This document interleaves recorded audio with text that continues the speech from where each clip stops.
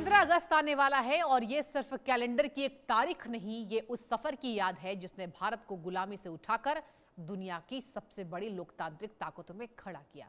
80 साल पहले का भारत और आज का भारत, तस्वीर बिल्कुल अलग है। तब सीमित संसाधनों वाला देश था और आज आसमान में तेजस, मार्क 2 और AMCA जैसे आधुनिक फाइटर जेट, समंदर और जमीन से दुश्मन तक पहुंचने वाली क्रूज मिसाइलें, लंबी दूरी की बैलिस्टिक मिसाइलें और सीमा पर टेक्नोलॉजी से लैस सोल्जर 2.0। यानी आजादी के 80 साल में भारत सिर्फ बदला नहीं, भारत ने अपनी सुरक्षा की ताकत खुद गढ़ी है। आजादी के 80 साल में भारत की रक्षा प्रणाली ने आसमान छू लिया। ताकत, तकनीक और आत्मनिर्भरता के इस सफर की पूरी कहानी एक रिपोर्ट के जरिए देखिए।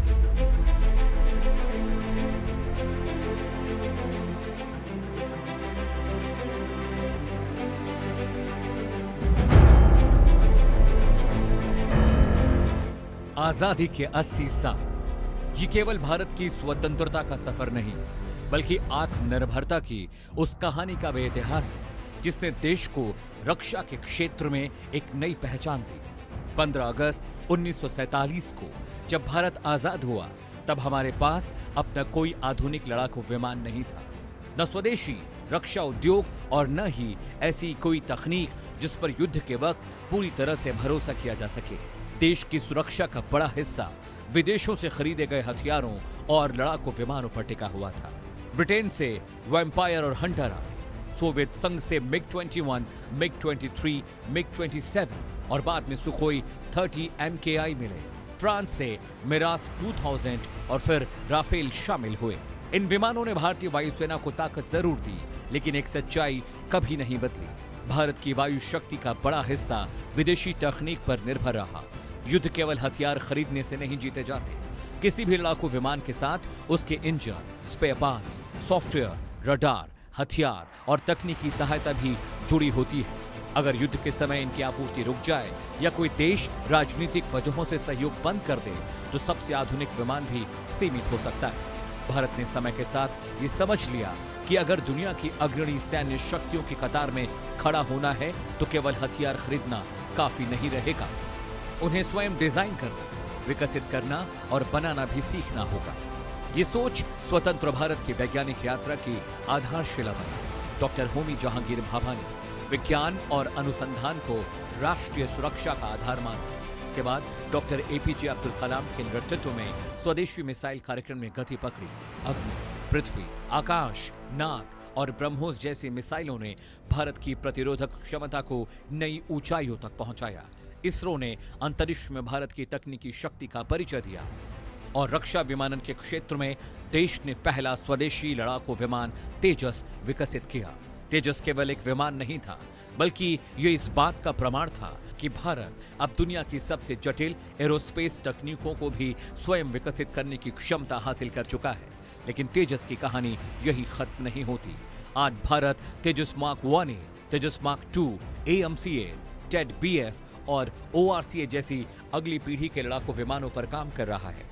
यानी भारत अब केवल विमान उड़ाने वाला देश नहीं, बल्कि उन्हें डिजाइन करने, विकसित करने और भविष्य की जरूरतों के अनुसार तैयार करने वाला राष्ट्र बन रहा है। आसमान में दुश्मन की नजर से बचकर उड़ाने वाला फाइटर, रडार को चकमा देने वाली स्टिल्थ तकनीक और लंबी दूरी तक वार करने की क्षमता, यह सिर्फ एक लड़ाकू विमान नहीं, बल्कि भारत की अगली पीढ़ी की हवाई ताकत है। AMCA के साथ भारत 5वीं पीढ़ी के फाइटर जेट क्लब में अपनी जगह मजबूत करने की तैयारी कर रहा है। स्वदेशी तकनीक, सेंसर फ्यूजन और अत्याधुनिक हथियारों से लैस AMCA भारतीय वायुसेना की ताकत को नई ऊंचाई देने वाला है। देखिए AMCA की ताकत आखिर है क्या।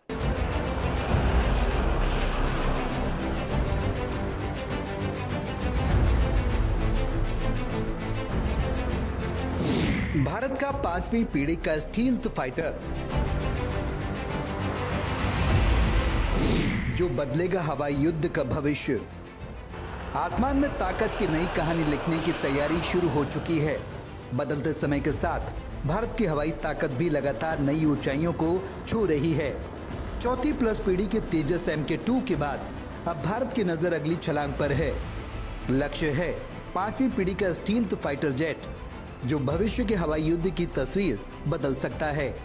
इसका नाम है एडवांस मीडियम कॉम्बैट एयरक्राफ्ट यानी AMCA।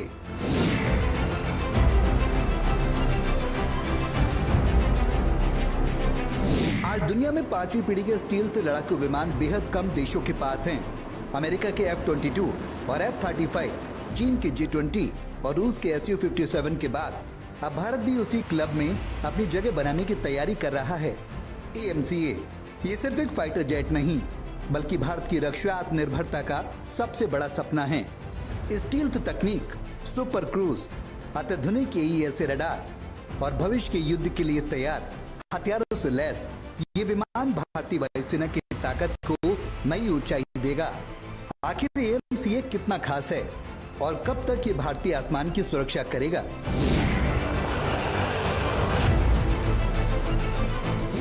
भारत का ड्रीम फाइटर। भारत अब केवल हथियार खरीदने वाला देश नहीं रहना चाहता, बल्कि दुनिया का अत्याधुनिक हथियार बनाने वाला देश बनना चाहता है। इसी सोच से जन्म हुआ AMCA प्रोजेक्ट का एडवांस मीडियम कॉम्बैट एयरक्राफ्ट, जिसे रक्षा अनुसंधान और विकास संगठन यानी DRDO की एरोनॉटिकल डेवलपमेंट एजेंसी डिजाइन कर रही है, जबकि इसका निर्माण हिंदुस्तान एरोनॉटिक्स लिमिटेड यानी HAL करेगी। ये 2 इंजनों वाला हर मौसम में उड़ान भरने वाला मल्टी रोल स्टील्थ फाइटर होगा, जो हवा से हवा और हवा से जमीन दोनों तरह के मिशन में सक्षम होगा।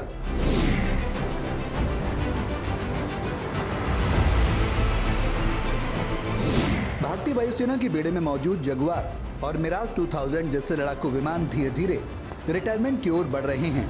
ऐसे में उनकी जगह लेने के लिए भारत को एक आधुनिक स्टील्थ और स्वदेशी विमान की जरूरत थी। AMCA सिर्फ पुराने विमानों की जगह नहीं लेगा, बल्कि सुखोई 30 MKI, राफेल और तेजस जैसे विमानों के साथ मिलकर भारतीय वायुसेना की रीढ़ बनेगा। वहीं इसका नौसैनिक संस्करण भविष्य में भारतीय नौसेना के विमान वाहक पोतों पर भी तैनात किया जा सकेगा।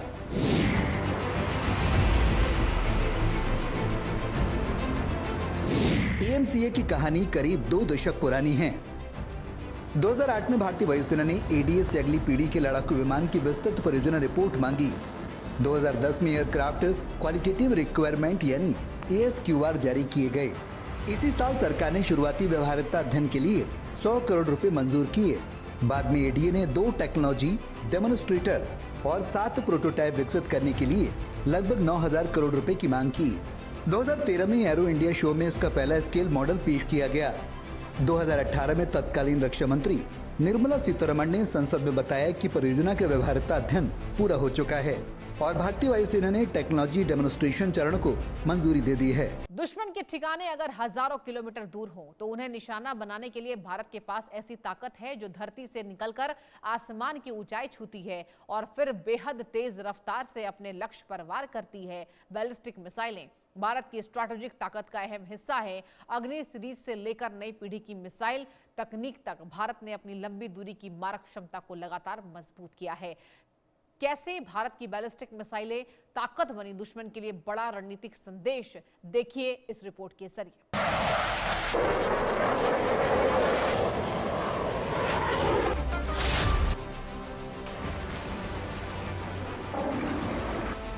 भारत की बैलिस्टिक मिसाइल शक्ति, धरती से महाद्वीपों तक भारत की रणनीतिक मारक क्षमता।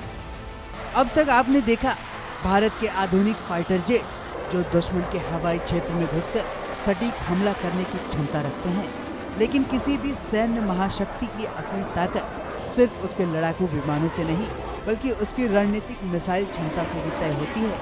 आज दुनिया में वही देश सबसे मजबूत माने जाते हैं जिनके पास लंबी दूरी तक सटीक हमला करने वाली बैलिस्टिक मिसाइलें, समुद्र से परमाणु जवाब देने की क्षमता और विश्वसनीय परमाणु प्रतिरोधक शक्ति मौजूद हो।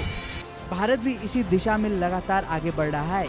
अग्नि मिसाइल श्रृंखला से लेकर समुद्र की गहराई से लॉन्च होने वाली K सीरीज तक भारत अपनी रणनीतिक ताकत को नई ऊंचाइयों पर ले जा रहा है। इसी बीच 6 अगस्त 2026 को भारत ने ओडिशा के चांदीपुर से अग्नि 4 बैलिस्टिक मिसाइल का एक और सफल परीक्षण किया है, जिसने एक बार फिर भारत की मिसाइल क्षमता पर दुनिया का ध्यान खींचा है। वहीं भविष्य की सबसे चर्चित मिसाइल अग्नि 6 को लेकर भी लगातार चर्चाएं तेज हैं। आखिर भारत का मिसाइल कार्यक्रम कहां तक पहुंच चुका है? बैलिस्टिक मिसाइल क्यों इतनी महत्वपूर्ण है और भविष्य की रणनीति क्या है? सबसे पहले समझते हैं बैलिस्टिक मिसाइल क्या होती है। बैलिस्टिक मिसाइल यानी ऐसी मिसाइल जो रॉकेट इंजन की मदद से बेहद ऊंचाई तक जाती है, फिर गुरुत्वाकर्षण के सहारे अत्यधिक गति से अपने लक्ष्य की ओर लौटती है। यही वजह है कि ये मिसाइल हजारों किलोमीटर दूर बैठे दुश्मन को भी कुछ ही मिनटों में निशाना बना सकती है। युद्ध के समय ऐसी मिसाइलें किसी देश की सबसे बड़ी रणनीतिक ताकत मानी जाती है। बैलिस्टिक और क्रूज मिसाइल में अंतर। क्रूज मिसाइल और बैलिस्टिक मिसाइल दोनों अलग अलग प्रकार के हथियार हैं। क्रूज मिसाइल कम ऊंचाई पर उड़ती है और लगातार इंजन की मदद से दिशा बदल सकती है और रडार से बचने की कोशिश करती है, जबकि बैलिस्टिक मिसाइल पहले अंतरिक्ष की ओर जाती है, फिर अत्यधिक गति से लक्ष्य पर गिरती है। इसी कारण लंबी दूरी और परमाणु गतिरोध क्षमता के लिए बैलिस्टिक मिसाइलों को सबसे प्रभावी माना जाता है। भारत का मिसाइल प्रोग्राम। भारत की आधुनिक मिसाइल यात्रा वर्ष 1983 में शुरू हुई। Integrated guided missile development programme यानी IGMDP से शुरू हुई। इस कार्यक्रम के तहत पृथ्वी, त्रिशूल, आकाश, नाग और अग्नि जैसे मिसाइलों का विकास हुआ।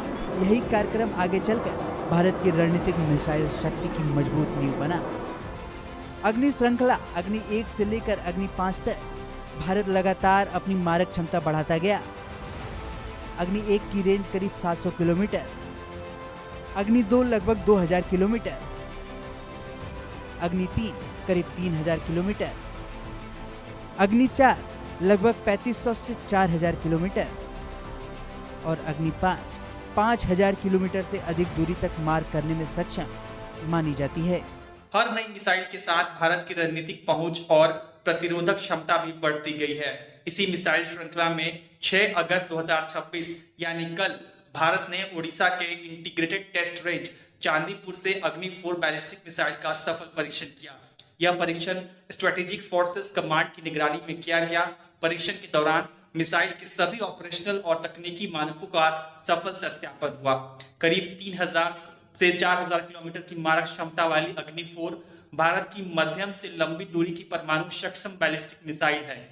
यह परीक्षण इस बात का संकेत है कि भारत केवल नई मिसाइलों को विकसित नहीं कर रहा, बल्कि अपनी मौजूदा रणनीतिक मिसाइलें प्रणाली की विश्वसनीयता भी लगातार मजबूत कर रहा है। जंग सिर्फ मिसाइलों और हथियारों से नहीं लड़ी जाती। आजादी के अब तक देश की रक्षा शक्ति का सबसे बड़ा आधार रही है हमारी भारतीय सैनिक। बर्फीली चोटियों से लेकर तपते रेगिस्तान तक हर मोर्चे तक भारतीय जवानों ने देश की सीमा की हिफाजत की है और अब यही सैनिक आधुनिक हथियारों, स्मार्ट कम्युनिकेशन, नाइट विजन और नई तकनीक के साथ सोल्जर 2.0 में बदल रहा है। कैसे बदल रही भारत की सैनिक की ताकत, ये देखिए। भारत के सैनिक की नई ताकत।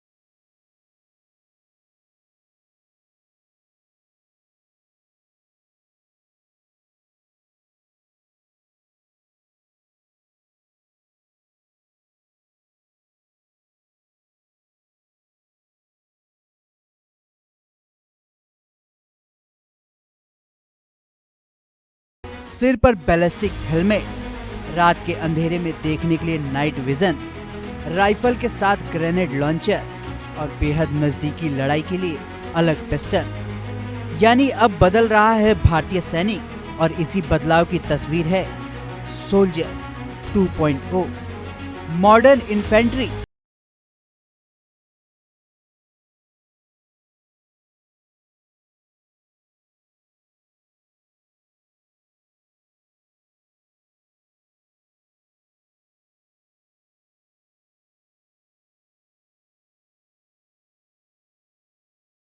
भारतीय सेना में सैनिकों के आधुनिकीकरण पर जोर सिर्फ पुरानी बंदूकों को बदलने तक सीमित नहीं है, बल्कि कोशिश एक ऐसे सैनिक को तैयार करने की है जिसके पास लड़ाई के हर हालात से निपटने के लिए हथियार से लेकर सुरक्षा और निगरानी तक पूरा साजो सामान मौजूद हो।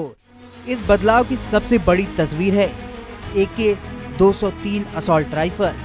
AK-203 रूस की मशहूर कलाश्निकोव सीरीज की आधुनिक राइफल है, जिसे अब उत्तर प्रदेश के अमेठी में Indo Russian rifles private limited यानी IRRPL की फैक्ट्री में बनाया जा रहा है। इसे भारतीय सेना की पुरानी INSAS राइफलों की जगह शामिल किया जा रहा है। भारत ने करीब 6,01,000 से ज्यादा AK-203 राइफलों का ऑर्डर दिया है और अमेठी से हजारों राइफलें सेना को मिल भी चुकी हैं। खास बात यह है कि भारत अब इसके उत्पादन में स्वदेशी हिस्सेदारी बढ़ाने पर भी जोर दे रहा है। आजादी के बाद भारत ने सीमित सैन्य संसाधनों से अपनी रक्षा यात्रा शुरू की, लेकिन 80 साल में यही भारत जमीन, समुद्र और आसमान तीनों मोर्चों पर दूर तक सटीक वार करने की ताकत हासिल कर चुका है। पुराने हथियारों से शुरू हुआ ये सफर आज सुपरसोनिक क्रूज मिसाइलें, स्मार्ट ग्लाइडेड बम और बियॉन्ड विजुअल रेंज मिसाइलों तक पहुंच चुका है। ऑपरेशन सिंदूर में भी इस आधुनिक स्ट्राइक पावर की झलक दुनिया ने देखी। ब्रह्मोस से अस्त्र और अब अगली पीढ़ी की मिसाइल तकनीक तक कैसे बदली भारत की आसमानी ताकत, एक रिपोर्ट के जरिए देखिए। आजादी के 80 साल आसमान से सटीक वार। आजादी के बाद जब भारत ने अपनी सैन्य ताकत खड़ी करनी शुरू की थी, तब आसमान से होने वाला हमला काफी हद तक फाइटर जेट की उड़ान और उसके पायलट की क्षमता पर निर्भर करता था। लड़ाकू विमान दुश्मन के इलाके तक जाते थे, लक्ष्य के ऊपर पहुंचते थे और फिर बम गिराकर वापस लौट आती थी। लेकिन 80 साल की इस यात्रा ने युद्ध का तरीका ही बदल दिया है। आज भारत के पास ऐसी हथियार हैं जो लड़ाकू विमान को हर बार दुश्मन की सीमा के भीतर ले जाए बिना ही दूर बैठे लक्ष्य पर हमला करने की क्षमता रखता है। समुद्र में मौजूद युद्धपोत हो, जमीन पर कोई महत्वपूर्ण ठिकाना हो, दुश्मन का एयरफील्ड और रनवे हो या फिर आसमान में उड़ता कोई लड़ाकू विमान, आज भारत की ताकत सिर्फ इस बात में ही नहीं कि उसके पास कितने फाइटर जेट हैं, बल्कि इस बात में भी है कि उनके फाइटर जेट से दागा गया हथियार कितनी दूर जा सकता है, कितनी तेजी से लक्ष्य तक पहुंच सकता है और कितनी सटीकता से वार कर सकता है। यही है भारत की बदलती स्ट्राइक पावर की कहानी। रफ्तार सुपरसोनिक, वार अचूक, ब्रह्मोस भारत के दुश्मन के लिए सबसे तेज चेतावनी। रफ्तार ऐसी कि दुश्मन को संभलने का मौका तक न मिले और वार ऐसा कि सैकड़ों किलोमीटर दूर बैठा लक्ष्य भी इसकी जद से बाहर न रहे। ये है ब्रह्मोस, भारत की सुपरसोनिक ताकत, जिसने मिसाइल टेक्नोलॉजी में देश की स्ट्राइक क्षमता को ऊंचाई दी है। भारत और रूस के संयुक्त सहयोग से विकसित ब्रह्मोस सिर्फ एक तेज रफ्तार मिसाइल नहीं, बल्कि भारत की स्टैंड ऑफ स्ट्राइक पावर का बड़ा हथियार है।